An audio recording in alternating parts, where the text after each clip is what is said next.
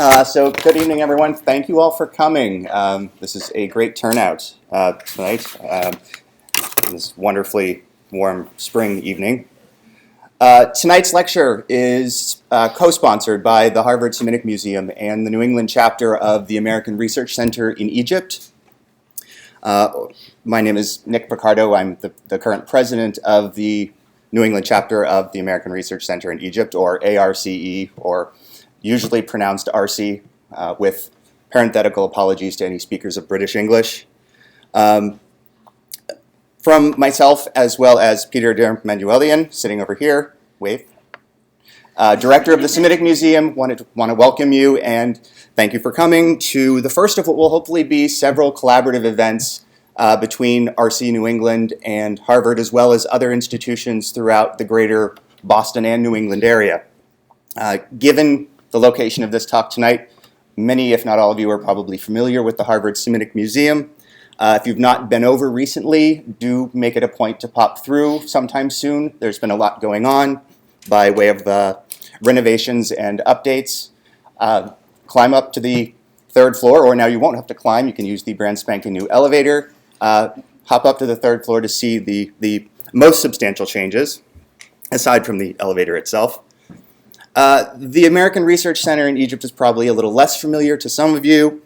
Broadly speaking, it's a national organization, nonprofit organization that was founded in 1948 to support research on any aspect of Egyptian history and culture, to foster a broader knowledge among the public of Egypt, and to strengthen Egyptian-American cultural ties. Now, what that means practically over the years is that RC supports and facilitates American research within Egypt through offices in Cairo and on stateside in San Antonio, Texas. RC supports training, funding of students and researchers, conservation projects, and pretty much has, in one way or another, supported most American research of any kind in Egypt over several decades. RC also publishes a major scholarly journal and holds the largest annual conference of Egyptologists in North America. Now, regional chapters of RC, like RC New England, focused much more locally as kind of the public faces of the national organization, and aim to provide forums for members to benefit from RC's cultural and educational resources. Predominantly, chapters organize events such as lectures, exhibition tours, symposia, and sometimes even social gatherings, all aimed at catering to a more localized or regionalized set of interests on the part of chapter membership, and facilitating their access to great speakers like we have today, as well as sort of hot off the presses information about the most recent research coming out of Egypt. If you're interested in learning more, as opposed to me droning on, or better yet, are interested in possibly becoming a member, there are a few very small brochures fanned out on the table up front. Please feel free to take one or more. The chapter is also online with its own webpage and Facebook page. The RC New England chapter is currently in what I would call a building phase, with ambitious hopes to expand membership and to increase the frequency of its lecture programming, as well as to expand the geographical range that it covers with this lecture programming, which then brings us to why we're here tonight. Dr. Josef Wegner is Associate Professor of Egyptian Archaeology in the Department of Near Eastern Languages and Civilizations at the University of Pennsylvania, and Associate Curator of the Egyptian section of the Penn Museum of Archaeology and Anthropology. He received his PhD from the University of Pennsylvania for his archaeological research on the Royal Mortuary Temple and Cult of Dynasty 12 Pharaoh Senwosret III, from which he published a stunning and very hefty monograph. Other major publishing projects have included volumes such as Akhenaten and Tutankhamun, Revolution and Restoration, and its accompanying exhibition, and Archaeism and Innovation, Studies in the Culture of Middle Kingdom Egypt. Since 1994, he's carried out very regular ongoing excavations at South Abydos that have included King Senwosret's royal tomb, the wider landscape of his mortuary complex, and an associated state-planned settlement, publishing widely and consistently along the way, and basically becoming a true powerhouse of Middle Kingdom studies in the field of Egyptology. And with tonight's lecture, you're going to get just a little taste of how and why that is. Josef Wegner.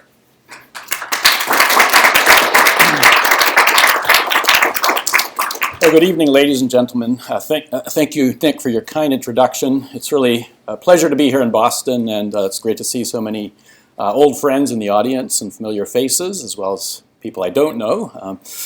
But anyway, I'm speaking tonight on a very exciting discovery. Some of you probably are aware of it, have seen some of the coverage in the press. Discovery we made just recently in January out at the site of Abydos in southern Egypt, the discovery of a new pharaoh, King Woseribre Senebkay, who you see imagery of whose burial chamber you see here just on the starting slide. I'd like to walk you through some of the aspects of this discovery this evening, a little bit of the implications and how we actually came upon this very interesting tomb, as well as a little bit of insight into some of the future directions that this discovery may lead us to take in terms of field work, hoping for further light on this particular king and the historical context from which he comes. I must say this was a very exciting discovery to make. It came very late in our season. We were out in Egypt from late November through the mid part of January, and this discovery came really towards the end of the season.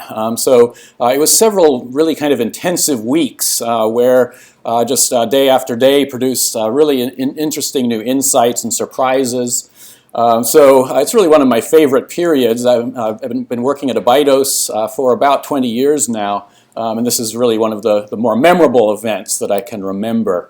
So there on the slides there you see on the left-hand side just some of the work underway on the burial chamber of Senebkay, as well as the cartouche of this newly discovered pharaoh. So Senebkay is in fact a previously unknown king. And it's really exciting to come upon this kind of evidence in Egypt. Of course, it's really kind of quintessentially Egyptian archaeology, digging pharaohs' tombs in the sands of the deserts of Upper Egypt. And this particular season, we were actually rewarded with the identification of two pharaohs' tombs that one of which we've been looking at for some time now. We had some theories about who it may belong to, but fortunately this season some confirmation on the identification of the royal tomb owner. So we have here in this slide, it's a little bit hard to make out, I apologize. You see mostly sand here, but on the left-hand side, you see just a view there looking into the remains of the burial chamber and tomb of Senebkay. It's a relatively modest structure. Senebkay, as I hope I'll illustrate today, is a king who ruled over a fairly constrained kingdom during the period of what we call the Second Intermediate Period in Egypt. He lived about 1650 BC. He's a king of fairly modest means, and that's reflected in the nature of his tomb, the size of his tomb, the nature of its decoration, and whatnot. On the right-hand side is a monstrous tomb. It's very damaged, you can see, but this is one of the great kings of the transitional period of Egypt's late Middle Kingdom. This is a pharaoh who ruled during the transition from Egypt's great 12th dynasty to the 13th dynasty. We've been able to identify this tomb as belonging to a King Sobekhotep, the beginning of the 13th dynasty. Almost certainly, I would say I'm 99% certain, there's a little hint of doubt there, but in the 13th dynasty there are 8 kings named Sobekhotep. So when you find the name Sobekhotep, you can't always be certain which one it is, and you do look for other elements of the titulary.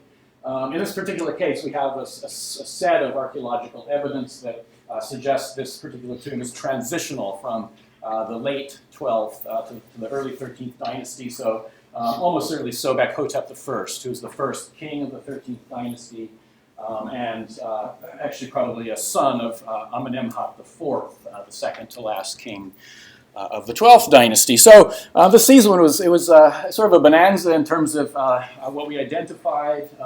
One of the great kings of the late Middle Kingdom, and a previously unknown pharaoh of Egypt's Second Intermediate Period. And weirdly enough, these two tombs are actually intimately bound together in terms of the history of this site and what happened at this particular place. So here's just a view to turn back to Senebkay.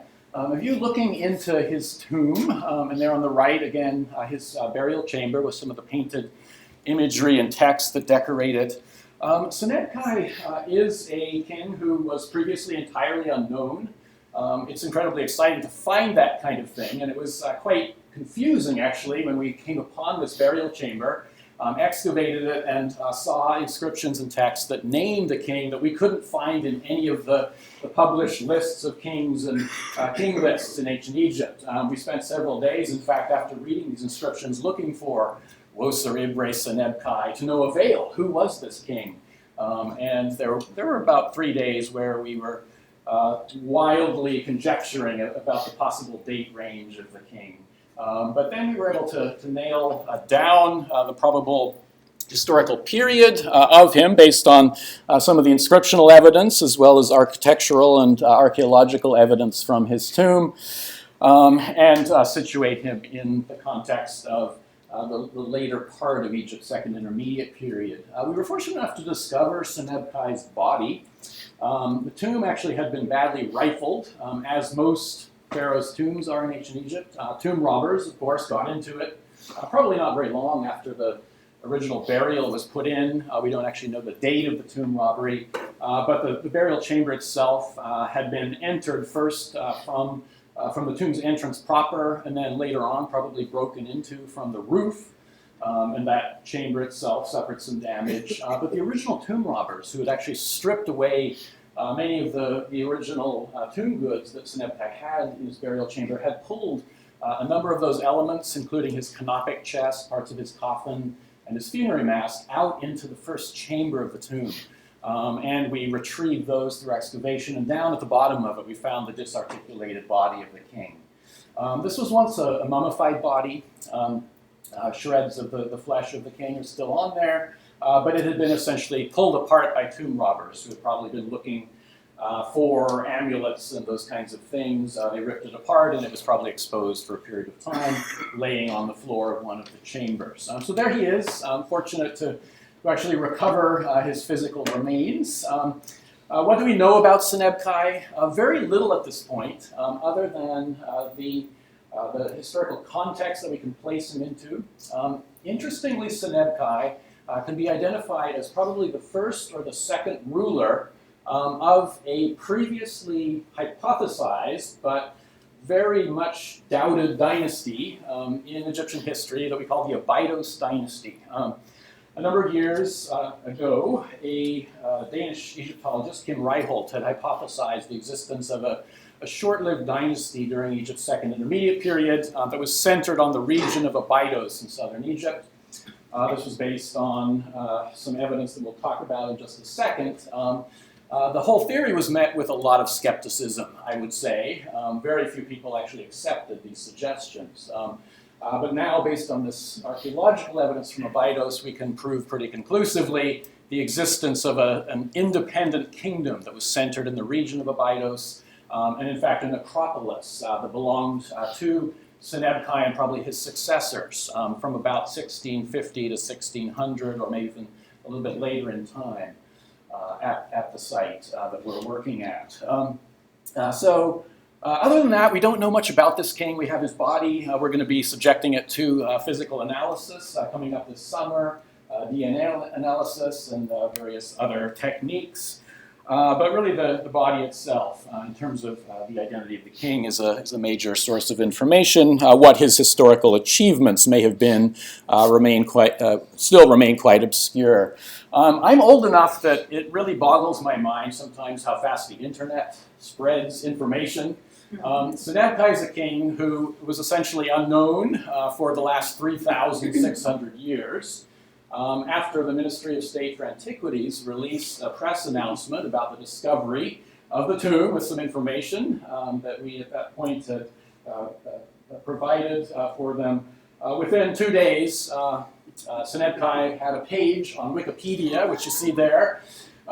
His name was spread far and wide over the globe, and it was translated into all kinds of languages. So it's just mind-boggling how an unknown, sort of anonymous individual from the remote history of Egypt's Second Intermediate period can become so widely spread through the internet. So yeah, there's the web page. And I have no idea who put this Wikipedia page together.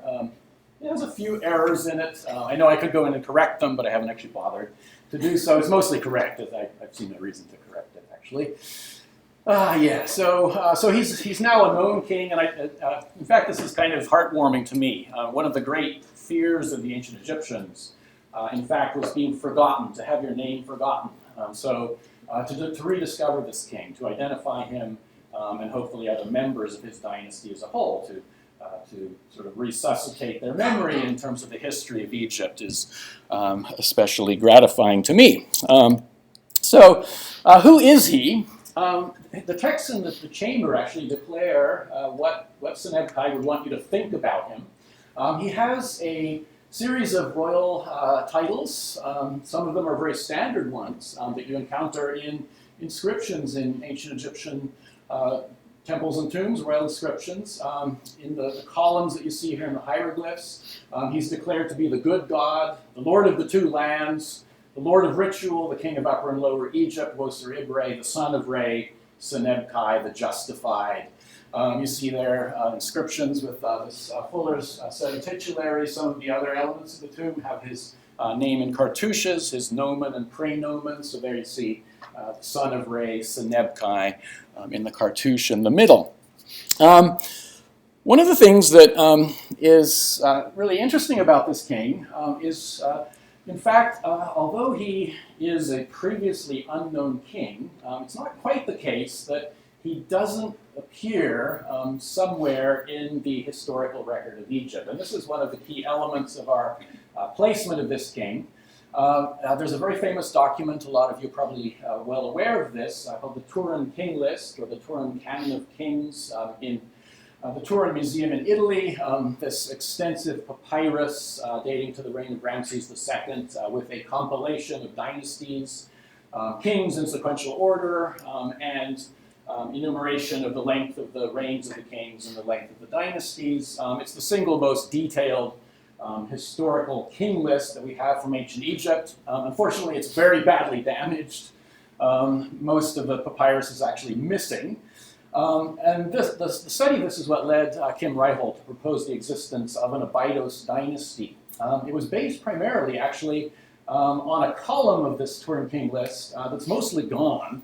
Column 11 you see here, there's a big giant empty hole. But right at the top of that and down below, there's a series of kings that Reichelt had proposed belong to this kind of regional kingdom.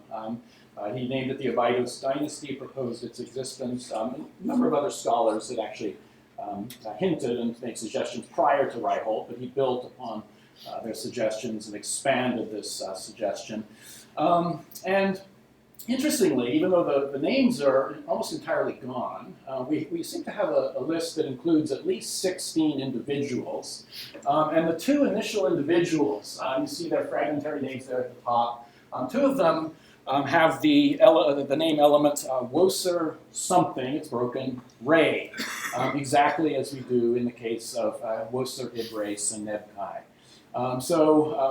My hypothesis at this point is that in fact, one of those, the first or the second member of this dynasty, is likely to be the owner of the tomb that we've discovered just recently at Abydos.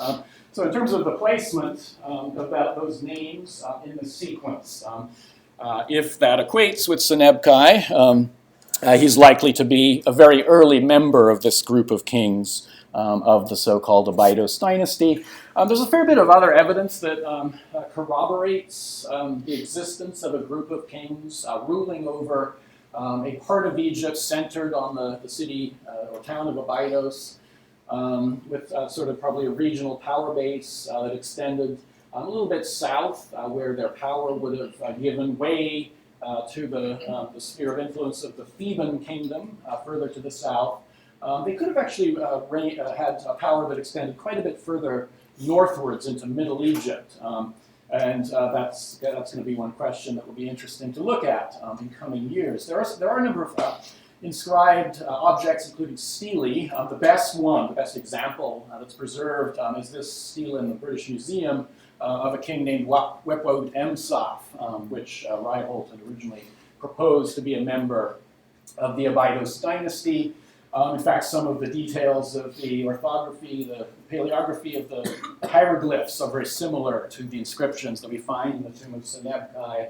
And we have suggestions that the power of these kings of Abydos may have extended as far north as the town of Beni Hassan, quite far northwards in Middle Egypt. So it's possible for a brief period the entire territory that they had some kind of control over was quite substantial. But aside from that, these do seem to be relatively minor kings. They seem to represent a kingdom that essentially was developing contemporary with what we call the 16th dynasty, centered in Thebes.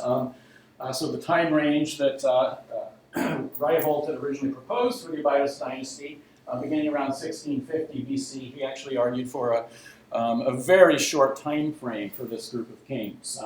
I think actually if you look at there are actually numbers associated with some of the kings in the Turin king list, as well as the evidence that we have at Abydos at this point, that this is probably a more robust kind of a dynasty.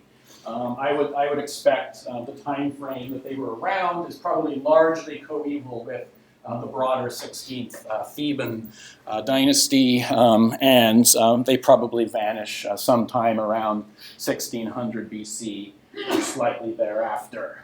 So we can place Senebkay towards the beginning of that in chronological terms. One of the big questions about this dynasty is how it fits into the political history of the Second Intermediate Period. The Second Intermediate Period is a very confusing period, fragmentary period. Limited evidence can be brought to bear on many phases of its development. So this adds a major new kind of insight into the period, and it tends to be kind of oversimplified into the notion of a sort of a struggle between a northern kingdom and a southern kingdom. It was during this period of time that contemporary, in fact, with the Abydos Dynasty and the 16th Dynasty, we have the rise to power in northern Egypt of the Hyksos Dynasty, the 15th Dynasty, and the kind of broad pattern of the Second Intermediate Period culminates with a conflict between the Theban kingdom and the Hyksos kingdom that then resolves itself with the expulsion of the Hyksos around 1550 BC. But the real patterns of territory and control throughout the broader framework of the Nile Valley, a lot of this is much more obscure to us, and I think this discovery is going to add interesting evidence on a new kind of regional kingdom that is contemporary with the earlier part of the Hyksos period in Egypt. So the potential for what we're going to learn from this particular tomb and what else is around it is quite exciting. The other side of things here actually is that aside from Senebkay, we have identified this entire region or area of the site where we've been working as a necropolis that was dedicated to this group of kings. In fact, we have at this point graves, tombs that could be attributed to 6 different kings. Senebkay is the only one whose name we know, and he's probably, as I mentioned, early in the sequence. But there you see in that circle in red there, the location of Senebkay's tomb relative to the larger structure that we've identified as belonging to Sobekhotep I. And a little bit north of there, you notice other structures. Last summer, in fact, we excavated 5 other tombs, entirely plundered in terms of their contents, but some of them are actually bigger in scale than Senebkay's. They employ the same essential architectural layout. So the plan is very similar. These seem to be slightly later than his and probably represent later kings in this sequence.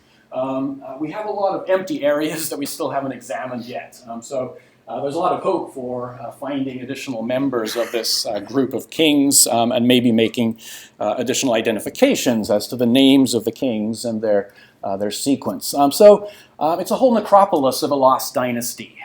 The Abydos Dynasty can be situated now in terms of the location they chose for their tombs, adjacent to a series of earlier tombs of kings of the Middle Kingdom, including Sobekhotep the first, which is the closest one. So how did we make this discovery? I just want to turn the framework orient us a little bit in terms of the site as a whole and the work that we've been doing there. The site we're talking about is the famous site of Abydos in southern Egypt, very well known. It was one of the major centers of the cult of Osiris, the major funerary god of ancient Egypt. There you see Abydos located on the western side of the Nile, about 300 miles south of modern Cairo. The site is a major center of Egyptian civilization, really from the pre-dynastic through into late antiquity. There's more than 5,000 years of the progressive development of Egyptian civilization. At the site, one of the most famous sort of anchor points of Abydos, the slide's a little bit bright, sorry, so not all the details are visible, but one of the focal points of Greater Abydos is the famous necropolis of Egypt's first pharaohs, called Gab, where we have the tombs of all of the first dynasty kings, as well as a couple of others of the second dynasty, later on identified by the Egyptians as the location of the tomb of Osiris. And once they made that sort of symbolic mythical connection with that ancient burial ground, this formed the basis for the long-term development of Abydos as a cult site centered on the veneration of Osiris, which went on for thousands of years until it died out in the early centuries AD. A little bit to the south of the tombs of the first pharaohs is where we've been working since the 1990s, still continuing. And what we've discovered there, in fact, is a large, extensive complex centered on one of Egypt's largest tombs, which I haven't mentioned yet to this point. It's actually quite visible there. This is kind of the nucleus of a site that develops over several centuries thereafter. This is the mortuary complex of Pharaoh Senwosret III, one of the great pharaohs of the 12th dynasty. Here in this area of the low desert landscape between the Jebel, or the high desert cliffs, and the floodplain, which you see up there, he constructed a mortuary complex that's centered on a gigantic subterranean tomb, about 200 meters in total length, that goes down in the bedrock, in fact, beneath a mountain peak here, which the ancient Egyptians identified as what they called the Mountain of Anubis. This is the Mountain of Anubis.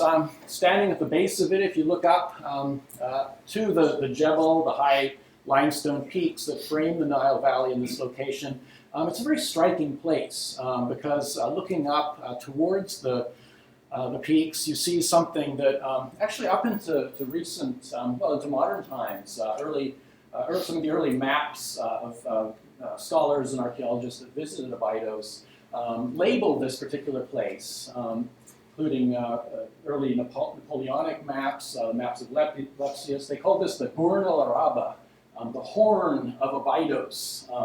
And it's clear that people have been impressed by this sort of symmetrical, kind of pyramid-like prominence on the landscape. In fact, it's just part of the line of cliffs, but when you stand at this particular location, it takes on the appearance of a pyramid-like natural formation. And we've been excavating there, the excavation you see going on since 2004, the underground tomb of Senwosret III, this massive structure that actually goes beneath the Mountain of Anubis. We've recovered seal impressions with hieroglyphs on them. A very simple text to read, actually, just two hieroglyphs, Anubis on a shrine and a mountain hieroglyph. There's no complex grammar involved here. Anubis Mountain, or the Mountain of Anubis. It seems to be how the Egyptians identified this place, kind of a sacred peak that's imbued with some kind of divine connection with Anubis. Anubis, of course, is connected with the myth of Osiris, the mummification of the king, and Anubis is often invoked as the protector of the royal burial chamber. So the idea that Anubis is surmounting, in this case, the tomb of Senwosret III, makes this a very sort of potent symbol on the landscape. What seems to have happened is that when Senwosret III built this particular tomb and established essentially sort of the kernel of a royal burial ground, at the same time he established a mortuary foundation. We've been excavating remains associated with that. Includes a mortuary temple and a large town site. This permitted the continuity of his cult over 2 centuries or more. We can date it probably at the longest, at about 2.5 centuries. But it created a place that was very attractive for a number of respects for kings that came after. Senwosret III was a very symbolic individual, a very powerful king that later kings may be interested in associating themselves with. There's a large, flourishing mortuary foundation of a great king here. There's also this very attractive location at the base of the Anubis mountain. In fact, we think that there are a number of subsequent late Middle Kingdom pharaohs who followed Senwosret III. These probably include Sobekhotep I and potentially his brother, a king named Senebkay. It's a theory still to be proven. But there are some other indications for a number of other tombs. We think that there may be at least 4, maybe more kings of the 13th dynasty that were added in the environs of Senwosret III's underground tomb. And then after that, the Abydos Dynasty later on came and added their own burial ground in the same vicinity. So it's kind of like there's layers and layers of kings. A great king, Senwosret III, who establishes a burial ground here at the base of Anubis mountain. Later kings follow, associating themselves in different ways with the place. And the kings of the Abydos dynasty are part of this tradition. We think there's probably about at least 20 kings who put their tombs here over the course of the late Middle Kingdom and Second Intermediate period. So anyway, sorry, the line drawings are not showing up so well, but it's okay. I guess you can see enough there to get a sense. Here's a view looking over the general landscape at the base of Anubis mountain. One of my constant worries about this place is just excavating in this landscape. This is an extremely challenging environment to work in. It's one of the sandiest places that I've ever seen in Egypt. Up here at the base of the cliffs, looking from actually the base of the mountain over the low desert landscape, you get a sense of how deeply blanketed this place is. Very deep layers of windblown sand. This is not easy excavation because much of the original sort of Middle Kingdom or pharaonic levels that we're aiming to excavate can be just incredibly deeply buried. You can go down 3, 4, 5, 6 meters into just loose windblown sand before you actually encounter anything whatsoever. So it can be really boring. So when you come upon something like Senebkay, after weeks and weeks of seeing nothing but empty sand, it's just very rewarding to come upon that. One of the great challenges has been the excavation of the tomb of Senwosret III. And there, on this plan here, you're looking at the entire complex. The tomb beneath the cliffs is up at the top there. It's located inside of a T-shaped enclosure. And you can see how it goes, curves around sort of beneath the mountain of Anubis. Here's the mortuary temple and town site that we've been working on. But a lot of recent energy and investment has been put into excavating the tomb of Senwosret III, which we had to, the entrance to which we had to in order to find it, we had to dig down about 5 meters before we saw anything at all, finally encountering the bedrock. And then below that was the actual shaft and passageway that takes you down into the tomb. Recently, with funds from the American Research Center in Egypt, we've constructed a permanent cover building. There you see it in the process of construction. It looks a lot different now. It's plastered and it's colored and everything, but that's during the process of building it. This actually sits on the bedrock, and it protects the entrance to that tomb, prevents it from becoming sanded up again.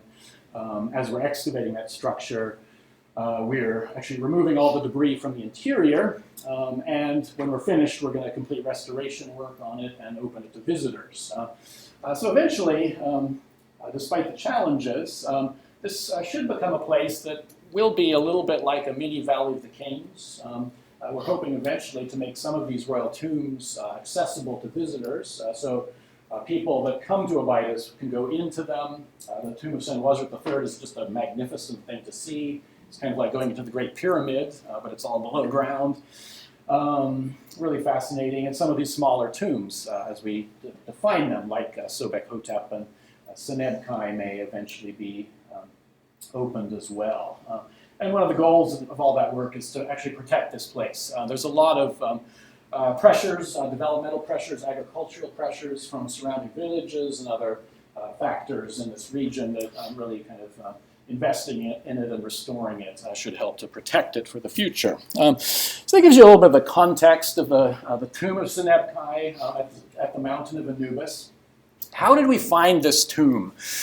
This is actually a little bit of a strange adventure story that goes back to the summer. Last summer in May and June, we were out at Abydos, and one of the things we were doing is looking for cemeteries of the private people, the population that actually resided at South Abydos. We have this very extensive planned town site. This seems to have been a place that probably housed maybe as many as several thousand people at its maximum. We've excavated a series of elite mansions or residences, including a massive structure that belonged to the mayor of the town. This town was inhabited over about 250 years at sort of its peak level. But so far we haven't actually found a single grave of the Middle Kingdom.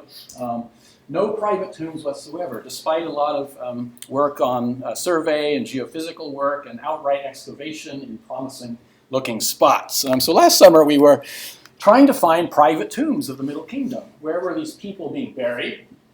We were attracted to this area very close to the royal tombs. That you see the work going on here. And the reason for that was we had done magnetic mapping, and if you look at the upper right slide there, all the way at the top, you'll notice that there's a series of little rectangles. A series of structures were visible through a magnetic map that suggested relatively modestly scaled tombs that may be roughly the scale that one would expect for private tombs. We thought perhaps we had groups of the more elite Middle Kingdom people burying themselves sort of on the periphery of the royal necropolis. So we started excavation. In fact, we excavated a series of mud brick tombs, very nicely built. They're sort of passage tombs that have an entrance, sloping passageway that descends then to a series of chambers that progress to a burial chamber that's usually constructed out of stone. Set deep beneath the desert surface. So there you see that work going on, very close to Anubis Mountain. In the process of excavating these, we came upon a very surprising discovery. A giant sarcophagus chamber, a real massive piece of stone. There you see it, it's about 60 tons of red quartzite, a single block into which is cut a recess in the top that is intended to receive originally a rectangular sarcophagus, and the smaller recess, which is oriented towards you, is for the canopic chest. We were astounded to find this. This is not private by any means. It's a specific type of stone chamber for which there are parallels, and it's a very distinctive type of sort of burial crypt that was used by pharaohs in the late Middle Kingdom. This type of crypt comes into vogue in the reign of Amenemhat III and is attested through a number of subsequent pyramids of the 13th dynasty. So here we had a pharaoh's burial chamber. Someone had taken this from some other location. They had pulled this giant 60-ton royal sarcophagus chamber across the desert from somewhere else, and they lowered it down into a pit, and they constructed a secondary tomb. They've added, actually, a vault over on top of it, which is now gone, but also you see just behind there other mud brick elements and some of the surrounding walls of this sort of secondary emplacement of the royal sarcophagus chamber. We had a lot of fun with this thing. It was great to excavate, actually. This was June that we were excavating this. It was incredibly hot. My inspector at the time suggested, it would be a good idea to do with this sarcophagus chamber, let's fill it up with water, and we could all go swimming in it, make it into a swimming pool. it was a pretty attractive idea. We decided not to do that. One of the reasons is there's actually a crack. You see it, it goes down under there, so the water would have just run out anyway, but we had a great time excavating this and theorizing about who it may belong to. This just gives you a sense of what it would have looked like. This is a drawing of it. You can see it would have, the main receptacle would have taken a rectangular coffin, probably with an anthropoid sarcophagus inside of it, a king's burial, and then the canopic recess. The whole thing would have been capped originally by a massive cover stone, creating a sort of impenetrable, in theory, massive quartzite that the builders would have hoped that robbers would not get into. We didn't know who this thing belonged to at this point. One of the things we were throwing around at this point was the possibility that we may, at South Abydos, have burials of the two final kings of the 12th dynasty, Amenemhat IV and Sobekneferu. One of our grad students, Shelby Justel here, we all did this, of course, pretending to be the king. There's our Guftis discovering the Pharaoh in there. Shelby was pretending to be Sobekneferu, discovered in her burial crypt. We all did this. There's a whole series. I didn't put in all 300 slides we took of this particular thing. We also wanted to figure out like how many people could actually fit into a king's burial crypt of the late Middle Kingdom. So all the guys that excavated it climbed into it and clambered along the sides.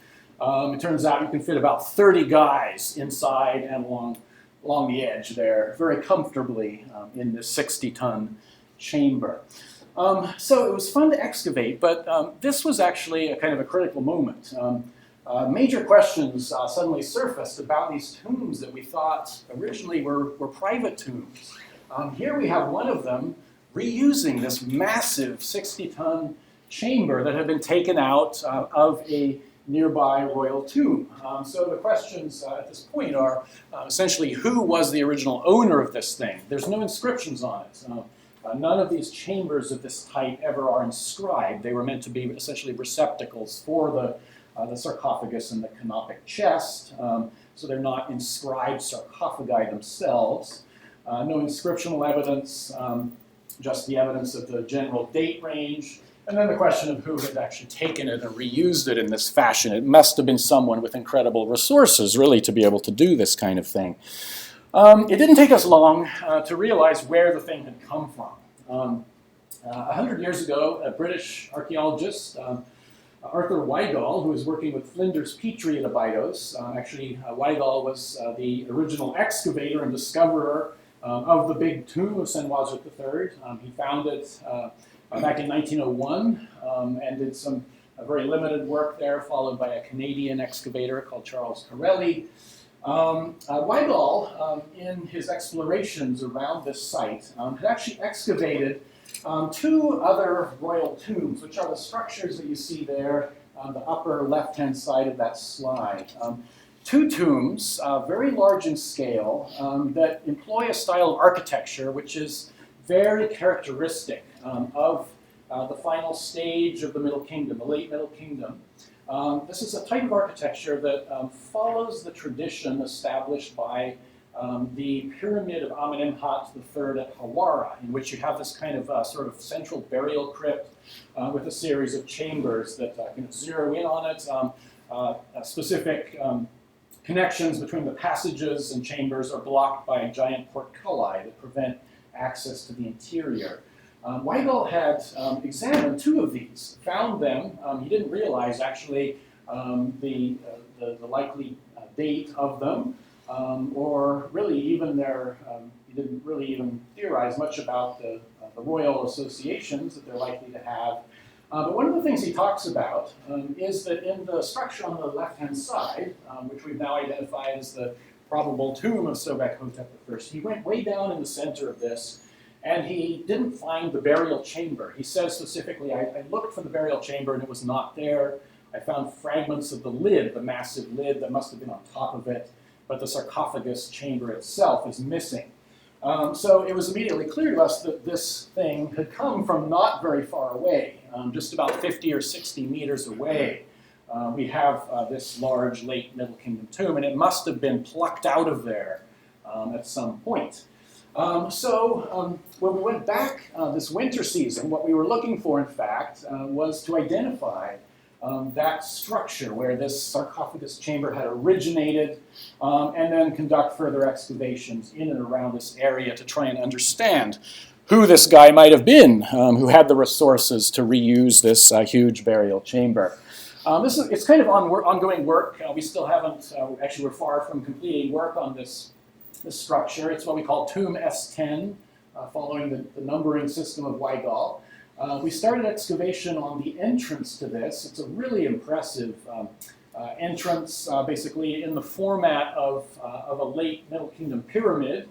Probably actually originally there was a pyramid on top of this, but it's been badly damaged by essentially tomb robbers and then masonry robbers who came mostly during the Roman period and were taking away a lot of the masonry elements of this. So once upon a time there's probably a mud brick, stone-clad pyramid on top of this.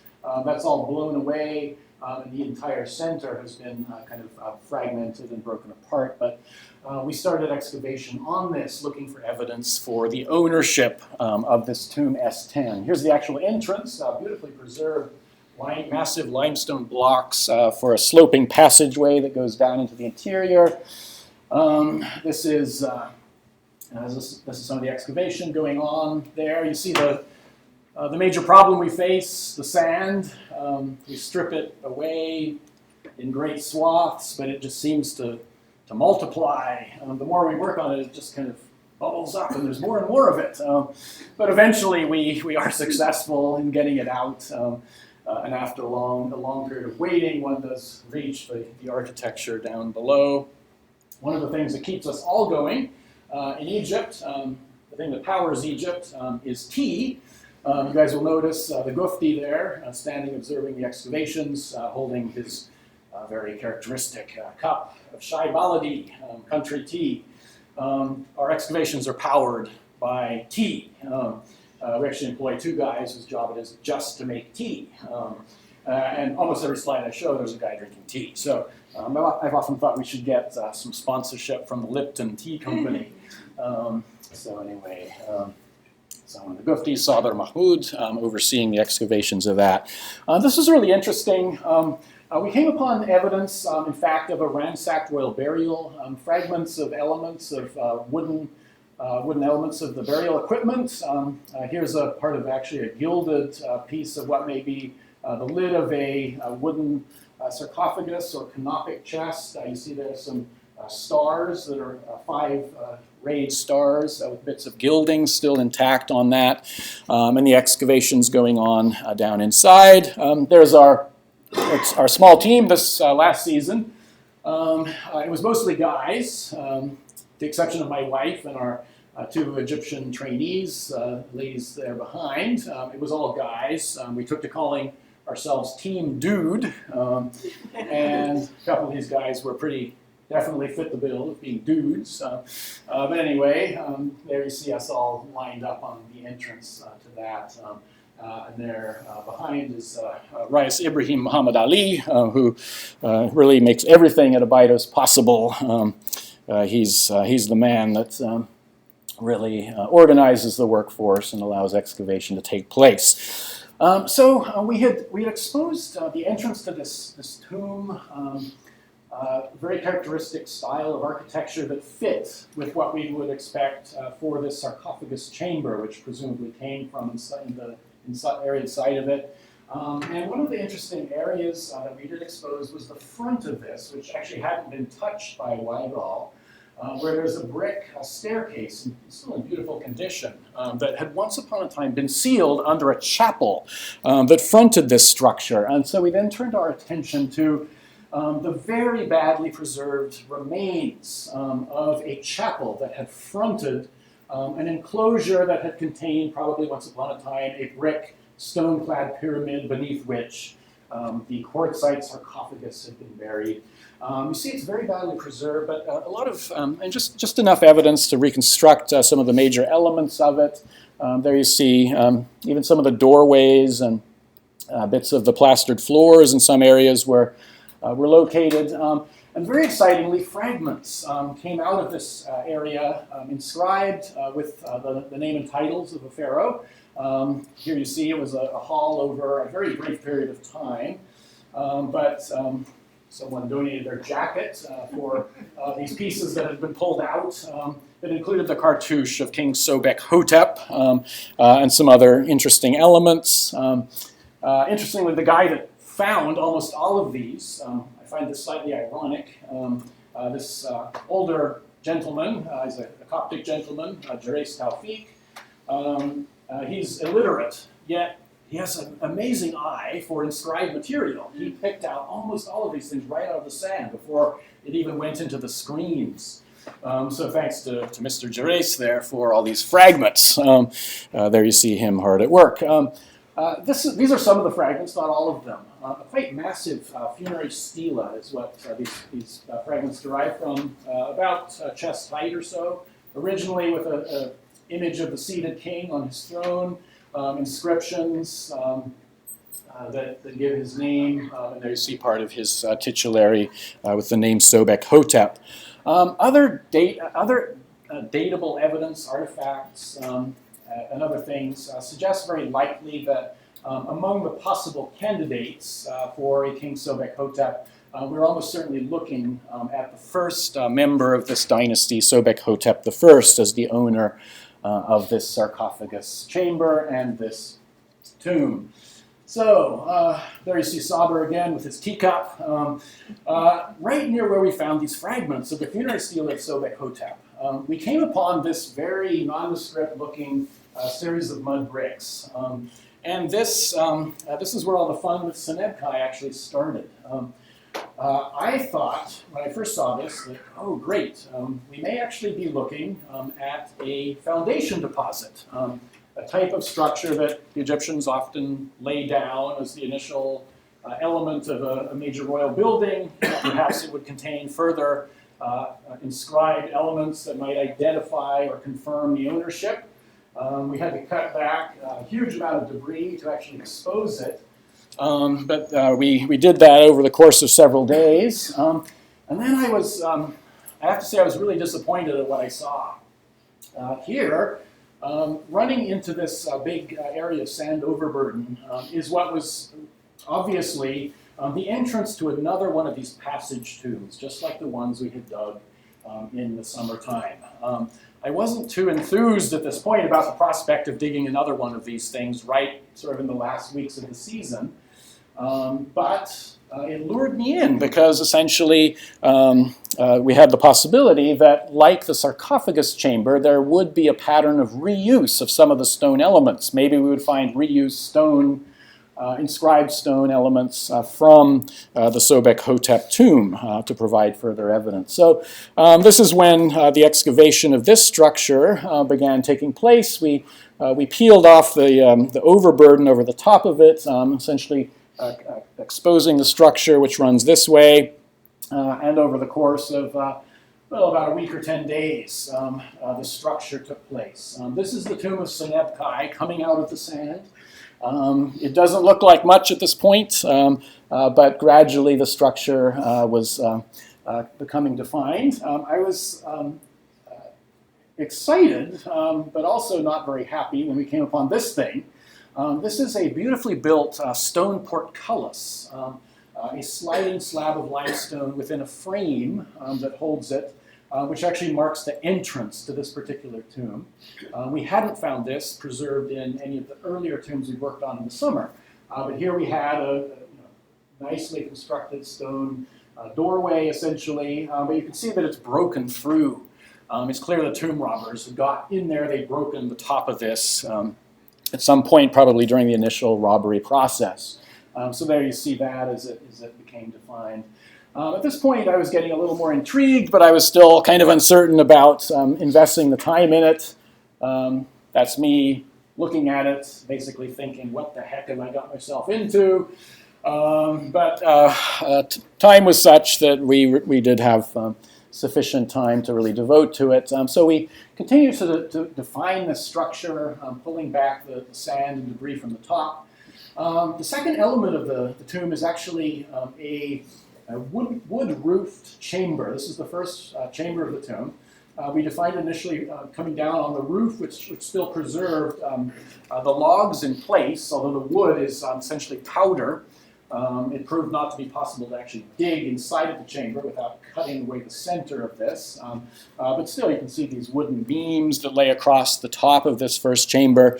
And then as we moved into the back, we defined the really fascinating stone element, where we came upon very quickly, in fact, decoration and inscriptions that confirmed that this was a king's tomb.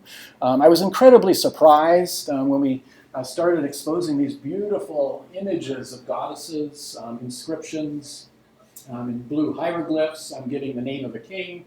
It all actually unfolded rather quickly as we went down in the sand in the chamber. There's my son Alexander, happily looking at one of these beautiful goddesses with their arms upraised on the sides of the chamber.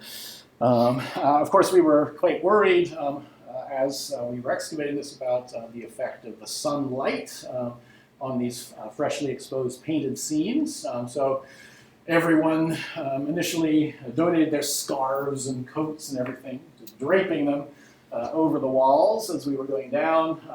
Later on, we acquired sheets and whatnot as we excavated it. There's my main inspector this season, Ayman Damarani, who was a very incredibly insightful, helpful inspector, one of the best Egyptians I've ever worked with in the field. Great guy. So just a view of some of the scenes as they came out. This is it's a beautifully decorated tomb, but in some ways not quite what you're familiar with from royal tombs.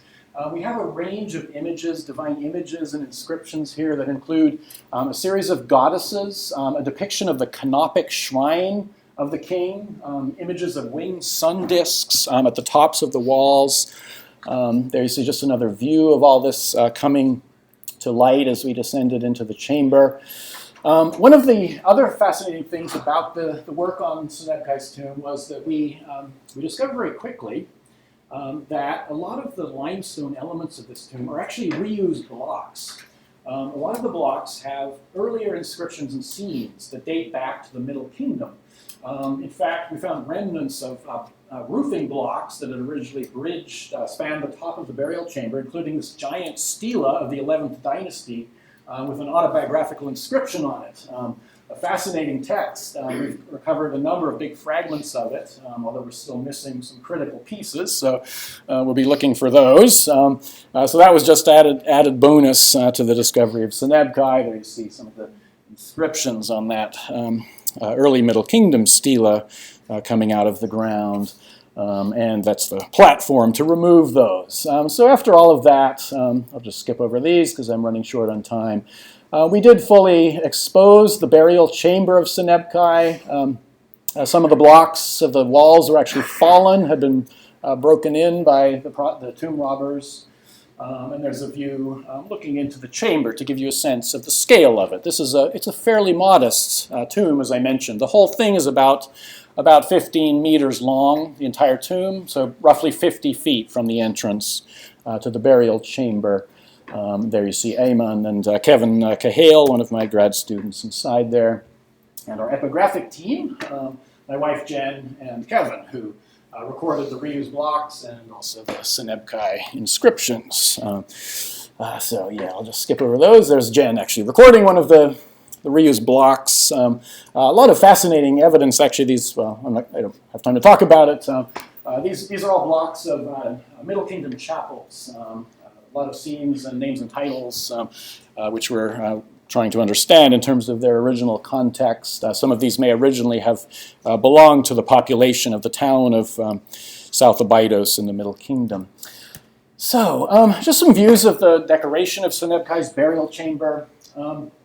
it's a sort of a rare kind of iconography to see this. This is a kind of decoration that, in fact, seems to have been basically put on the walls very quickly, not in the traditional pattern of applying a full grid system. As far as we can see, these things were basically free-handed. These goddesses and inscriptions were essentially free-handed right onto the walls. They're very charming to look at. These ladies with upraised arms, this one with the Shen rings around her wrists, and there you see the cartouche, blue-painted cartouche of Senebkay. So there's another view of the decoration. What is the decoration? Essentially, in this chamber, we have four goddesses who are the protective goddesses associated with the canopic shrine of the king. The innermost wall shows the canopic shrine surmounted by a winged sun disk. Two ladies flank it. One side is the goddess Neith, on the other is Nut. Nut is actually not normally one of the four goddesses of the shrine, but here she is nonetheless. And then on the other walls, you have the goddesses as well. There's a detail of the painted depiction of the canopic shrine. And in all likelihood, in the original burial, the canopic chest of the king was probably directly below this scene on the walls. This is, of course, a sort of a painted rendition of well-known iconography from examples like the famous golden shrine of King Tut with the four protective goddesses of the king's canopic chest. The figures that protect that, those same goddesses are depicted in painted scenes on the walls of Senebkay. Other parts of the decoration invoke the four sons of Horus as protectors of the king's body as well. So it's a fairly kind of austere decoration, but really focused around the notion of the divine protection of the king's body within the context of this burial chamber. The mode and the style of it, we can actually find parallels, quite nice parallels, in Second Intermediate Period iconography. So we've seen this before. Here's the name of the king that we've identified, Woseribre Senebkay. We think we know quite a bit at this point, at least, about his historical context. But interestingly, as news of the discovery of Senebkay made it into the internet, and images like this were publicized. This is one of the uraei, or cobras, that decorate the solar disk, the winged sun disk that decorate the tops of the walls. Things like this have attracted some interesting theories. And some of these are quite fun, in fact. This is one I really liked. Despite our Egyptological interpretations, someone looked at those cobras and decided that they were something else entirely. I'll just read you this section. With obvious symbolism of Nibiru, the Anunnaki, and reptilians in the painting above, and paintings and info in the videos below, have we been presented with more proof of an otherworldly civilization long before ours, with origins that go far back beyond our planet Earth. A few days after discovering Senebkay, the alien theorists are already at work.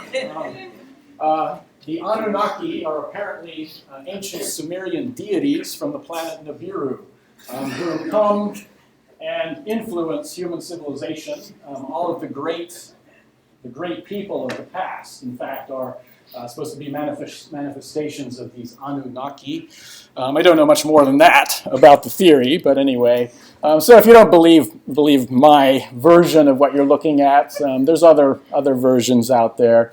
One of the fascinating things, sort of getting towards the end here, one of the really fascinating sets of evidence that came out of Senebkay, in a weird way, takes us back to the initial discovery of the sarcophagus chamber, that quartzite 60-ton monster that we found in the summer. In excavating the burial chamber, having done that, we actually then progress back towards the entrance to excavate that chamber with the wooden poles, the beams that went across it. We exposed that, going down inside, and that's where we found, in fact, the main group of preserved elements of the original burial equipment of Senebkay. This included his canopic chest, which you see there. The whole box of it was in place, as well as the lid, and parts of his painted coffin and bits of his funerary mask in fragments as well. So there's a whole sort of cluster of stuff that tomb robbers had actually left in this area. We did a very careful excavation of this. This is Kevin Cahale excavating the canopic chest. It was very badly, although the whole structure of the canopic chest was there, the wood was incredibly poorly preserved, and it wasn't possible to actually do any conservation work on it. But we rescued an incredible amount of information from this thing, including the entire detail of the carpentry, the technique through which it had been constructed, as well as a really confusing and fascinating thing that took us several days to figure out. On this canopic chest, which is made out of cedar wood, these are cedar planks, there is a blue painted inscription that is not the name of Senebkay. We puzzled this over for a good number of days. We weren't quite sure what the reading of this was. We thought, well, maybe we have the name of a queen. Maybe this was a dual burial. Maybe there's a woman buried here as well. The key to this, though, is that, in fact, this inscription that you're looking at is not the inscription that would have been on this when this canopic chest was buried in the tomb of Senebkay. This was originally actually a gilded box. It was covered in gold foil. We found bits of gilding in and around the remnants of this. The surface of it had been stripped away by tomb robbers. They'd taken the gold off of it. And what remained were shreds of an earlier inscription. In fact, the cedar wood from which this canopic box was made bears the name of Sobekhotep. So Sobekhotep is showing up again. The stela that we found on the surface, now we have in that cartouche there the name Sobekhotep in a residual inscription that had once been covered over but still preserved. Just some other views of the sort of representative elements of bits of the sarcophagus and the funerary mask. Very badly preserved, but there are bits and pieces sufficient that we can reconstruct many of the key elements of this funerary assemblage. And then going down into the lower elements, right on the floor, we have the disarticulated remains of Senebkay's body. So all of this was in the second chamber. It was a really informative set of evidence. There you see Senebkay's body in that chamber being excavated. So it's a fascinating thing. This King Senebkay had, like some other individual who had taken that sarcophagus chamber from Sobekhotep's tomb, this king had taken cedar planks, cedar wood, that probably had once belonged, in fact, to the coffin of Sobekhotep and reused it for his own canopic chest. It does suggest that this dynasty of Abydos kings that we're looking at is a group of pharaohs who probably are not the kings of Upper and Lower Egypt, the lords of the two lands, but a relatively sort of confined kingdom that probably has significant economic issues. They probably did not have a lot of access to more exotic trade goods like cedar wood. So these are certain these aspects of their tombs are reflecting sort of the limited economic resources and the era in which they're reigning. So that's the reused coffin in the canopic chest of Senebkay. So I'll just wrap up here with just a few words about Senebkay himself. There's the remains of his body. We found 95% of the skeleton. Two of the grad students, Matt Olson and Paul Verhelst, they did a preliminary osteological study of it. We think he was a man of about 5'8", 5'9", in terms of his height, respectable height for that period in for ancient Egyptian history in general. As far as his age, he seems to have been in sort of his early to middle age. He seems to have died probably as a mature man. maybe around 50 or thereabouts.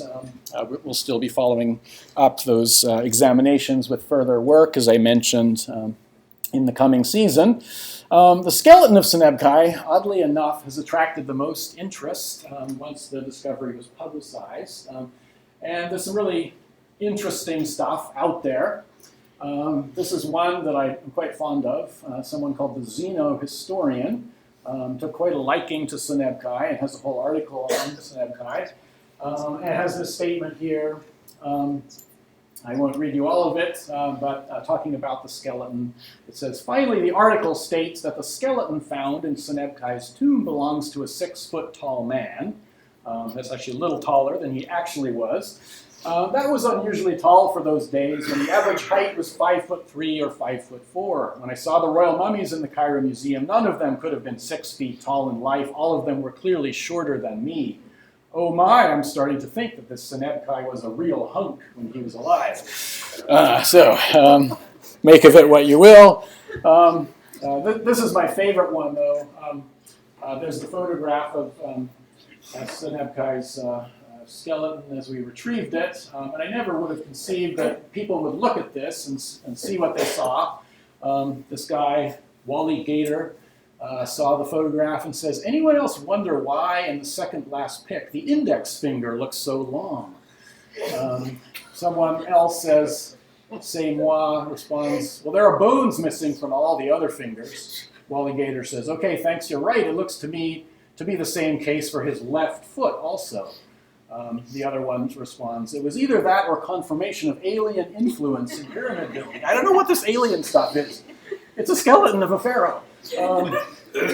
Then someone else adds in some amazing insight. The owner was a proctologist in life, ? And he kicked with his left. Soccer might be older than previously thought. All right, so more alternative interpretations. Obviously some great minds at work here, trying to unravel the mysteries of Senebkay.